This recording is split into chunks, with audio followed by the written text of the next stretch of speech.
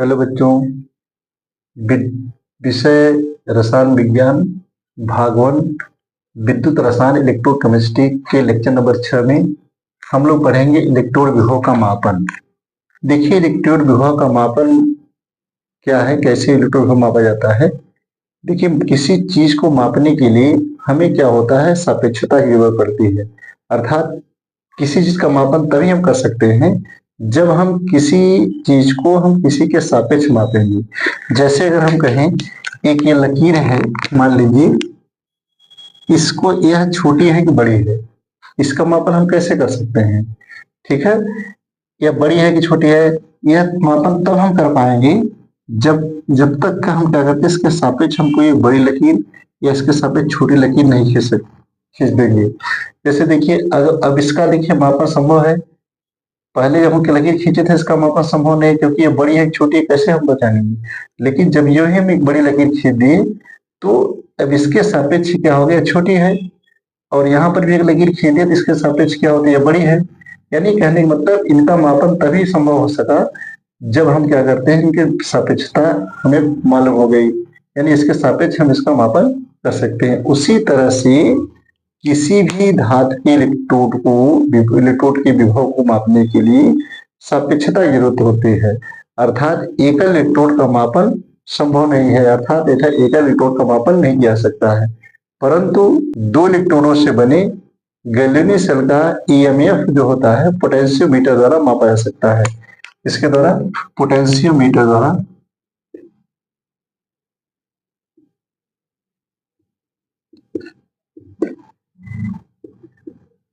ठीक है कि दो इलेक्ट्रॉनों के से बने जो गैलिलियो सेल है उसका विद्युत वाहक बल यानी ईएमएफ जो होता है, ईएमएफ इलेक्ट्रोमोटिव फोर्स पोटेंशियोमीटर द्वारा हम जो है इसको माप सकते हैं।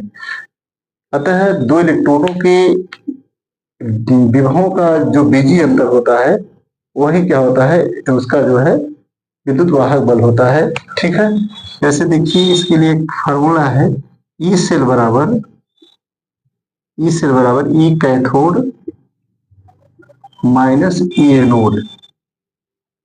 ठीक है, अर्थात ई सेल का यानी दो इलेक्ट्रोड से बनी गैलिलियो सेल का इलेक्ट्रोमोटिव फोर्स विद्युत वाहक बल तभी हम नाप सकते हैं जब गैलिलियो सेल के दोनों इलेक्ट्रोडों को विभवों का जो बीजीय अंतर होता है, अर्थात दोनों इलेक्ट्रोडों का विभव मुझे मालूम हो और इन दोनों विभवों का जो बीजीय अंतर होगा वही क्या होता है, हमारा इस गैलिलियो सेल का क्या होता है, ईएमएफ होता है, तो विद्युत वाहक बल होता है। इसके लिए फार्मूला ई सेल बराबर ई कैथोड माइनस ई एनोड। अतः यानी दो इलेक्ट्रॉन के विभवों का अंतर मालूम होने से इसको जो है इस सेल का जो है विद्युत वाहक बल मापा जा सकता है। इसके लिए जो है मानक इलेक्ट्रोड की जरूरत पड़ती है। ठीक है, यानी किसी भी सेल का या किसी भी धातु का जो है इलेक्ट्रोड विभव मापने के लिए हमें क्या होती है, एक मानक स्टैंडर्ड इलेक्ट्रोड की जरूरत पड़ेगी। तो इसके लिए वैज्ञानिकों ने क्या किया कि एक मानक हाइड्रोजन इलेक्ट्रोड की रचना किया। ठीक है, देखिए यहाँ पर एक फिगर बनाया गया है कि मानक हाइड्रोजन इलेक्ट्रोड की रचना किया गया। इस मानक हाइड्रोजन इलेक्ट्रोड से जब किसी भी धातु का या किसी भी धातु का इलेक्ट्रोड विभव ज्ञात करना होता है तो इस मानक हाइड्रोजन इलेक्ट्रोड से उसको जोड़ दिया जाता है। और मानक हाइड्रोजन इलेक्ट्रोड से जोड़ने पर जो भी धातु का इलेक्ट्रोड विभव आता है वह क्या होता है, उस धातु का क्या होता है, इलेक्ट्रोड विभव होता है। ठीक है, क्यों? क्योंकि वैज्ञानिकों ने जो मानक हाइड्रोजन इलेक्ट्रोड बनाया है इसका जो इलेक्ट्रोड विभव माना है स्वेच्छा से प्लस माइनस 0.000 ये वोल्ट माना है। ठीक है, 0 वोल्ट। ठीक, तो जब हम इसको क्या करते हैं, किसी से जोड़ते हैं तो जो भी इलेक्ट्रोड विभव बताएगा वह क्या होगा, उस धातु का होगा। क्यों? क्योंकि हाइड्रोजन का जो इलेक्ट्रोड मानक हाइड्रोजन इलेक्ट्रोड का जो इलेक्ट्रोड विभव 0 है, तो जो भी क्या होता है, जिस इलेक्ट्रोड से जोड़ेंगे उस इलेक्ट्रोड में जो भी पाठ्यांक आएगा वो किस क्या होगा, उस धातु का ही क्या होता है, इलेक्ट्रोड विभव होगा। ठीक है, तो देखिए मानक हाइड्रोजन इलेक्ट्रोड वैज्ञानिकों ने किस प्रकार जो है इस मानक हाइड्रोजन इलेक्ट्रोड की रचना किया कि मानक हाइड्रोजन इलेक्ट्रोड बनाने के लिए एक मोलर सोल्यूशन हाइड्रोजन आयन सांद्रण का मोलर सोल्यूशन एक हाइड्रोजन आयन जो होगा वह क्या होगा, एक मोलर सोल्यूशन होगा, मोलर होगा, ठीक है। और उसमें क्या करते हैं, प्लेटिनम की प्लेट क्या लगा देते हैं जिसपे कार्बन ब्लैक की परत जमी होती है, ठीक है। इसके ऊपर कार्बन ब्लैक का एक लेपन कर दिया जाता है। देखिए कार्बन ब्लैक का लेपन हम इसलिए कर देते हैं क्योंकि क्या करता है, कार्बन ब्लैक जो होता है हाइड्रोजन को शिफ्ट करता है, यानी ऑब्जर्व करने की पावर उसकी क्या होती है, अधिक होती है, ठीक है। तो इसको क्या करते हैं, कार्बन ब्लैक की प्लेट क्या करते हैं, हाइड्रोजन के मोलर सांद्रण विलयन में लटका देते हैं और यहां से क्या करते हैं कि 25 डिग्री टेम्परेचर पर, कितने 25 डिग्री टेम्परेचर पर और 1 एटमॉस्फेरिक वायुमंडलीय दाब पर हाइड्रोजन गैस को प्रोवाइड करते हैं। तो हाइड्रोजन गैस को प्रोवाइड करते हैं तो जो ये आपका जो है इलेक्ट्रोड बनेगा, इस इलेक्ट्रोड को मानक हाइड्रोजन इलेक्ट्रोड बोलते हैं। और इस इलेक्ट्रोड का यानी अर्थात मानक हाइड्रोजन इलेक्ट्रोड का जो इलेक्ट्रोड विभव होता है वह स्वेच्छा से प्लस माइनस 0.00 वोल्ट, वैज्ञानिकों ने इसका माना है यह इतना वोल्ट होता है, ठीक है। तो किसी भी धातु का जब इलेक्ट्रोड विभव ज्ञात करना होता है तो इस स्टैंडर्ड इलेक्ट्रोड विभव से उस धातु के इलेक्ट्रोड से क्या जोड़ दिया जाता है, साल्ट ब्रिज द्वारा, और इस प्रकार क्या होता है इनका जो मापन कर लेते हैं। देखिए यहाँ पर क्या हुआ, देवा प्लस माइनस जो ये मानक हाइड्रोजन इलेक्ट्रोड विभव जो है इसका जो मान प्लस माइनस दिया गया है, अर्थात क्या होता है जब इस हाइड्रोजन इलेक्ट्रोड को किसी भी धातु के इलेक्ट्रोड से जोड़ते हैं तो यह अपने आप उस धातु के सापेक्ष, जैसा धातु रहता है उसके सापेक्ष क्या होता है, यह धनावेशित या ऋणावेशित हो जाता है, अर्थात धन ध्रुव या ऋण ध्रुव का काम करने लगता है। अगर धातु ऋण ध्रुव का काम करता है धातु का इलेक्ट्रोड, यह धन ध्रुव का काम करने लगेगा। अगर धातु क्या होता है धन ध्रुव का काम करता है, यह ऋण ध्रुव काम करता है। इसलिए इसका मान जो है यहाँ प्लस माइनस दोनों दिया गया है, कितना वोल्ट माना गया है। तो इस प्रकार जोड़ करके जो है हम इसका जो है इलेक्ट्रोमोटिव फोर्स सेल का इलेक्ट्रोड विभव हम ज्ञात कर लेते हैं, ठीक है। जैसे देखिए यहाँ पर फिगर हम इसका बना रहे हैं, इसको देखिए क्या है कि कोई धातु है, इसको जब इसका इलेक्ट्रोड विभव ज्ञात करना होता है तो हम मानक हाइड्रोजन इलेक्ट्रोड से कैसे क्या होता है जोड़ लेते हैं, ठीक है। तो ये मेटल है और यहाँ पर इसका करते हैं मानक हाइड्रोजन इलेक्ट्रोड को यहाँ पर क्या कर जोड़ दिया जाता है और यहाँ वोल्टमीटर लगा देते हैं और यहाँ पर क्या साल्ट ब्रिज होता है, इसे पोटेशियम क्लोराइड KCl का विलयन हो, जलीय विलयन, जो कि लवण ब्रिज का काम करता है। क्या करता है, साल्ट ब्रिज का काम करता है, यानी इन दोनों सेलों को जोड़ने के लिए क्या होता है, यह साल्ट ब्रिज बनाया जाता है। देखिए इस इलेक्ट्रोड में जो भी अपक्रिया संपन्न होगी वह इसे अर्धसेल अपक्रिया बोलेंगे और इस इलेक्ट्रोड धातु के इलेक्ट्रोड पर जो भी क्रिया होगी यह अर्धसेल अपक्रिया होगी। अब इन दोनों अर्धसेल अपक्रियाओं को जो मिलाएंगे तो एक पूर्ण सेल बनेगा या पूर्ण गैलेनियस सेल का क्या निर्माण होता है। अर्थात अभी एक इलेक्ट्रोड ये थे, एक इलेक्ट्रोड ये था, अब इन दोनों इलेक्ट्रोडों को जब साल्ट ब्रिज द्वारा जोड़ दिया जाता है तो ये पूर्ण सेल क्या होता बन जाता है और पूर्ण सेल से क्या होता है हम वोल्टमीटर लगा देते हैं। तो यहाँ से क्या करते हैं जो भी यहाँ पर इसका जो विभवांतर या कह सकते हैं विभव बताए वोल्टमीटर से हम इसका पाठ्यांक पढ़ लेते हैं। तो जो भी क्या वोल्टमीटर में पाठ्यांक आता है या पोटेंशियोमीटर में पाठ्यांक आता है वह इस धातु का इलेक्ट्रोड विभव होता है। क्यों? क्योंकि हाइड्रोजन का इलेक्ट्रोड विभव जो होता है वह कितना होता है, प्लस माइनस 0.0000 वोल्ट होता है। तो जो भी इसका तो जीरो होगा, तो यह इसका जो इस धातु का जो भी इलेक्ट्रोड होगा इस पाठ्यांक में जो भी रीडिंग आएगी वो क्या होगा, इस धातु का इलेक्ट्रोड विभव होगा, ठीक है। जैसे मान लीजिए हम इस राड को हम अगर जिंक राड मान लेते हैं, ये जिंक राड है JDM, ठीक है। तो देखिए जिंक राड है तो इसमें क्या होता है, जिंक क्या करता है जब इसको हम जोड़ देते हैं तो यहाँ जिंक क्या करता है, यह एनोड का काम करता है और ये क्या होता है, ये कैथोड का काम करता है, कैथोड का, ठीक है। यानी जिंक जो होता है जिंक आयन के रूप में क्या होता है विलयन में आने लगता है, आता है जिंक आयन के रूप में। अर्थात अगर इस पे जो है इस इलेक्ट्रोड पर जो अभिक्रिया होगी इसको हम कह सकते हैं JDN, यह है JDN आयन प्लस 2 इलेक्ट्रॉन, ठीक है। ये कौन सी प्रक्रिया होगी, ऑक्सीकरण प्रक्रिया, ऑक्सीकरण, ठीक है। और इस इलेक्ट्रोड पर जो अभिक्रिया होगी वो क्या होगी, यानी कैथोड पर जो अभिक्रिया होगी, कैथोड पर यानी हाइड्रोजन में ये देखिए, ये नहीं हाइड्रोजन, या ऐसे कर सकता हूं जो है hydrogen ion change to equated to H2। ठीक है, इस तरह से। ये कौन सी क्रिया है? यह अपचयन क्रिया है, अपचयन। ठीक है, अर्थात यह कैथोड पर क्या है, एनोड पर, सॉरी एनोड पर कहाँ होगी, एनोड पर ऑक्सीकरण होता है और कैथोड पर क्या होती है, अपचयन क्रिया होती है। इन दोनों क्रियाओं को देखिए, ये क्या होती है, इस इलेक्ट्रोड की अर्धक क्रिया है, और ये जो होता है ये मानक हाइड्रोजन इलेक्ट्रोड की अर्धक क्रिया है। जब इन दोनों अर्धक क्रियाओं को मिलाएंगे तो हमारा एक पूर्ण से निर्माण होता है, और यहाँ सड़बिंदु जोड़ देते हैं। इन दोनों को हम जोड़ देंगे यहाँ पर। यहाँ हम देखिए, इसको इलेक्ट्रॉन अगर लिख दें हम जो इस तरह से, सॉरी अगर इसको हम इस तरह से भी ले सकते हैं, या करके, या देखिए 2 hydrogen ion plus 2 electron equal to H2 ऐसे भी ले सकते हैं। ठीक है, ये यहाँ पर एक्वस मीडियम लिख देंगे, यहाँ सारे लिख लेंगे, यहाँ करेंगे एक्वस मीडियम और यहाँ गैस। ठीक है, तब इनको जो जोड़ देंगे समीकरण, इसको 1 इसको समीकरण 2 मान लें।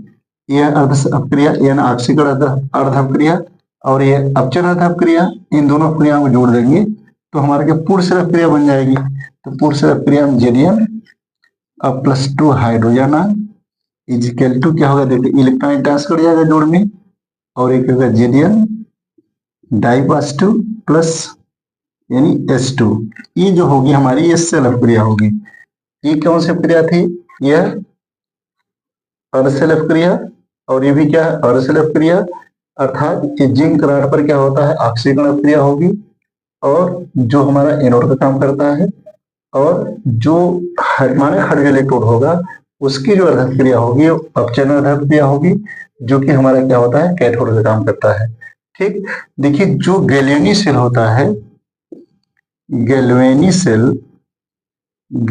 सेल का जो ऋण ध्रुव होता है, ये ऋण ध्रुव एनोड होता है, और धन ध्रुव क्या होता है, कैथोड होता है, कैथोड। और विद्युत अपघटनी जो सेल है, विद्युत अपघटनी सेल का जो धन ध्रुव होता है वो क्या होता है, यह एनोड होता है, और ऋण ध्रुव जो होता है वो क्या होता है, कैथोड होता है। यानी इस गैलियनी सेल का जस्ट उल्टा क्या होता है, विद्युत अपघटनी सेल होता है। विद्युत अपघटनी सेल में एनोड धन ध्रुव होता है, और गैलियनी सेल में एनोड ऋण ध्रुव होता है। ठीक है, तो जब जिंक रॉड को हम मानक हाइड्रोजन इलेक्ट्रोड से जोड़ते हैं तो इनका जो ये इलेक्ट्रोड क्या होता है, ऋण ध्रुव काम करता है, अर्थात क्या होता है, एनोड का काम करता है। ठीक है, तो देखिए जैसे मान लीजिए क्या होता है, अगर दिया हो, इसका मान दिया है कि एक इलेक्ट्रोड अपक्रिया में जो जिंक इलेक्ट्रोड का मान 0-0.76 वोल्ट है। अगर इस तरह से दिया है, जिंक इलेक्ट्रोड जो होता है इसका विभव जो दिया हुआ है वो माइनस 0.76 वोल्ट है। इसका मतलब ये ऋणात्मक मान यह प्रदर्शित कर रहा है कि यह जो है, जब हम मानक हाइड्रोजन इलेक्ट्रोड से जोड़ते हैं तो ये क्या होता है, हमारा ऋण यंत्र का प्रदर्शित करता है। ये क्या होता है, मानक हाइड्रोजन इलेक्ट्रोड के जो है सापेक्ष क्या होता है, ये ऋण ध्रुव अर्थात क्या होता है, एनोड का काम करता है। ठीक है, तो ये सेल अपक्रिया, जैसे देखिए सेल अपक्रिया, इसका जो है सेल अपक्रिया अगर हम लिखें तो यहाँ पर हम लिख देते हैं, इसको मिटा देते हैं। यहाँ देखिए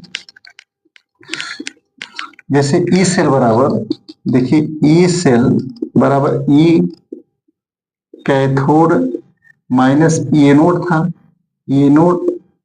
ठीक है, तो अब इसका जैसे मान लीजिए दिया हुआ है एक इसका इलेक्ट्रोड विभव, अब इलेक्ट्रोड इस सेल का इलेक्ट्रोड विभव ज्ञात करना है, तो ई सेल बराबर या ईएमएफ ज्ञात करना है, तो ई सेल बराबर ई कैथोड। ई कैथोड का मान कितना है, देखिए जो है ये, देखिए पहले ये अपचयन है तो यहाँ पे लिखेंगे 0.000 वोल्ट। ठीक है, चूंकि ये ऋण ध्रुव काम करता है तो ये धन ध्रुव काम करेगा, तो इसका मान पॉजिटिव आएगा, और माइनस इसका मान कितना था, माइनस 0.76 वोल्ट। ठीक है, तो ई सेल जो होगा, ई सेल बराबर इसका 0 है, ये प्लस माइनस गुणा करेंगे 0 प्लस हो जाएगा, प्लस कितना हो जाएगा 0.76 वोल्ट। अर्थात अगर ये जिंक इलेक्ट्रोड को जब मानक हाइड्रोजन इलेक्ट्रोड से जोड़ते हैं तो इनका जो ईएमएफ आता है, यानी सेल का जो ईएमएफ आता है वो कितना आएगा, 0.76 वोल्ट। ठीक है, तो इस प्रकार जो है इस सेल को जो अगर हम जो है रेखा चित्र में प्रदर्शित करें तो कुछ हम इस तरह से दिखा सकते हैं, जैसे जेडियम और जेडियम डाइपॉजिटिव। ठीक है, फिर हम क्या बना साल्ट ब्रिज, ये जो देखिए ये जो अर्धसेलफ क्रिया है यहाँ दिखा गया है, इसको दिखा देंगे। और इसके बाद फिर क्या होता है, ये जो दिखा गया है यहाँ पर साल्ट ब्रिज दिखा गया है। फिर इसके बाद हम क्या दिखाएंगे, ये हाइड्रोजन आयन और ये H2। ठीक है, ये जो है यहाँ पर सारे लिख देंगे, यहाँ इक्वस मीडियम और यहाँ पर क्या लेंगे, इक्वस मीडियम। ठीक है, और यहाँ पर गैस। ठीक है, इसको, और ये भी क्या होता है, अगर जिंक का देखें तो ये कितना है, 1 मोलर सांद्रता है। यहाँ पर हाइड्रोजन आयन की अगर सांद्रता देखें तो कितनी है, यहाँ पर भी 1 मोल है। ठीक है, तो ये जो निरूपण है इसे हम इस सेल का जो निरूपण बोलते हैं। इस तरह से सेल को हम क्या करते हैं, निरूपित कर सकते हैं। ठीक है, इस प्रकार जो है ये सेल को हम निरूपित किया जा सकता है। अगर देखिए यहाँ पर चूंकि क्या होता है, यहाँ पे ये राड का विरुद्ध काम करता है, यहाँ पर हम ऋण भी लिख सकते हैं, यहाँ पर इसको हम पॉजिटिव दिखा सकते हैं। ठीक है, इस तरह से इसका निरूपण होता है। देखिए उसी प्रकार जैसे हम अगर कॉपर का इलेक्ट्रोड है, देखिए जैसे हमने बताया कि जैसा ये क्या होता है इलेक्ट्रोड होगा उसके अकॉर्डिंग क्या होता है, यह जो है मानक हाइड्रोजन इलेक्ट्रोड क्या होता है, प्लस या माइनस हो जाता है। ठीक है, तो चूंकि जिंक इलेक्ट्रोड क्या होता है, ऋण ध्रुव काम करता है, तो यहाँ पर क्या होता है, धन ध्रुव काम करेगा। ठीक है, तो हमेशा देखिए जो अपचयन, जैसे देखिए ये अगर पक्ष की बात देखें, ये क्या है, ये बायां पक्ष है और क्या है, दायां पक्ष। तो हमेशा क्या होता है, बाएं पक्ष में जो होता है वह एनोड होता है और दाएं पक्ष में क्या होगा, कैथोड होगा। कैथोड क्या दाएं पक्ष में होता है और एनोड हमेशा क्या, जब भी किसी धार को इलेक्ट्रोड विरोध ज्ञात करना होता है तो मानक हाइड्रोजन इलेक्ट्रोड से जब हम जोड़ते हैं तो हमेशा क्या होता है, बाएं पक्ष में हम किसको रखते हैं, यानी कैथोड को, जो कैथोड काम करे, सॉरी एनोड का जो काम करेगा, और दाएं पक्ष में उसको रखते हैं जो कैथोड काम करता है।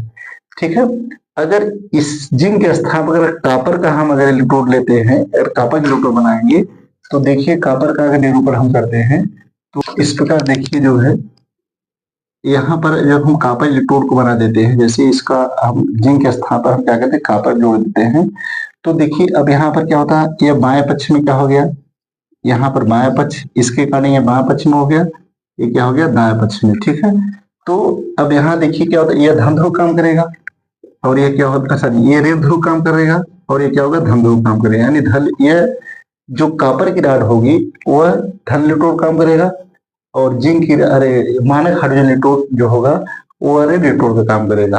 अभी जिंक के सापेक्ष क्या था, यह धन का काम करता था और यहाँ क्या होता है, यह धन काम करता था, यह ऋण काम करता था। लेकिन कॉपर के सापेक्ष ऋण काम करेगा या धन काम करेगा। ठीक है, कौन, कॉपर का राड। तो इसलिए क्या करते हैं, देखो कॉपर को हम क्या करिए, अब जो है, अब मानक हाइड्रोजन इलेक्ट्रोड को अगर जिंक के सापेक्ष जोड़ेंगे तो यहाँ पे क्या करेंगे, हम दाएं पक्ष में जोड़ते थे, जोड़ते हैं, लेकिन कॉपर के साथ जब जोड़ेंगे तो हम क्या करेंगे, बाएं पक्ष में जोड़ेंगे।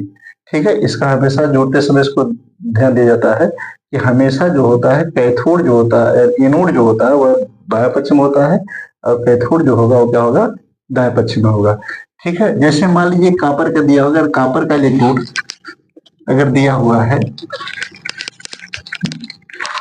कि यह कॉपर का जो इलेक्ट्रोड है, मान लीजिए दिया प्लस 0.34 वोल्ट है। ठीक है, ये मान दिया हुआ है, तो इससे इसका जो सेल अवक्रिया जो होगी, सेल सभी का जो देखिए, तो यहां पर हम लिख सकते हैं Hn+H2। ठीक है, H2 +2 हाइड्रोजन आयन, यहाँ प्लेटम लगा देते हैं इसको और फिर साल्ट भी बनाएंगे, यहाँ पर साल्ट भी दिखाएंगे। फिर क्या लिखेंगे, कॉपर इंटू कॉपर। ठीक है, इस तरह से देखिए यहाँ पर क्या है, ये गैस इक्वस मीडियम में है, ये क्या है, इक्वस मीडियम में है ये सॉलिड है, ठीक है। यहाँ पे हाइड्रोजन आयन की सांद्रता अगर देखें तो कितना है, 1 है, और कॉपर आयन कितना है, 1 मोलर है, ठीक है, और हाइड्रोजन 1 मोलर है, ठीक है। अब इसका मान जो है देखिए, जब सेल निरूपण हम करेंगे तो इस तरह से इसको रेखा चित्र में हम इस तरह से दिखा सकते हैं।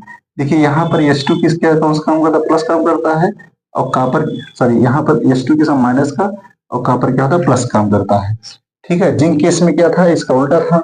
अब देखिए अगर इसका मान ये दिया हुआ है तो सेल समीकरण हम रखेंगे ई सेल बराबर ई कैथोड माइनस ई एनोड, ठीक है, ई एनोड। अब ई सेल बराबर ई कैथोड, कैथोड काम कौन करता है, देखिए ये इसका काम कर रहा है एनोड का, और ये कौन सा काम कर रहा है, कैथोड का। तो कैथोड का मान हम रखेंगे, ई कैथोड कितना है दिया हुआ, प्लस 0.34 वोल्ट, माइनस यह इसका मान कितना है, माइनस रखेंगे 0.000 वोल्ट, ठीक है। तो इसको जब हम कर देंगे तो ई सेल हमारा हो जाएगा, ई सेल बराबर 0.34 वोल्ट प्लस हो जाएगा प्लस 0.0000 वोल्ट। इसका मान कितना, ई सेल बराबर आपका हो जाएगा 0.34 वोल्ट, ठीक है। तो इस तरह से देखिए इस सेल का जो इलेक्ट्रॉन हो क्या हुआ, यह कितना है, 0.34 वोल्ट, और जिंक का निकाले थे हम लोग, कितना आया था, ये जिंक का था 0.76 वोल्ट। देखिए यहाँ पर इसका मान प्लस दिया हुआ है, इसका मतलब ये क्या दर्शा रहा है कि यह जब मानक हाइड्रोजन इलेक्ट्रोड से जोड़ रहे हैं तो यह किसका काम करता है, यह धन ध्रुव का काम किया जाता है, और मानक हाइड्रोजन इलेक्ट्रोड ऋण ध्रुव काम करता है। इस प्रकार जो है किसी भी धातु का जो है इलेक्ट्रोड विभव को मापना होता है तो मानक हाइड्रोजन इलेक्ट्रोड के सापेक्ष जोड़ करके उस धातु का इलेक्ट्रोड विभव हम क्या करते हैं, मापन कर सकते हैं। इन मानक हाइड्रोजन इलेक्ट्रोड से जुड़ने पर इन दोनों इलेक्ट्रोडों के इलेक्ट्रोड विभवों का जो बीजीय अंतर होगा वही क्या होता है, इस सेल का जो है इलेक्ट्रोमोटिव फोर्स होता है। तो इस प्रकार जो है हम किसी भी धातु का जो इलेक्ट्रिक विभव हम जो है माप सकते हैं, ठीक है ना। इसको देख लीजिएगा पुनः, फिर इस पर जो है हम आधारित जो भी चीजें उसको बताएंगे, ठीक है।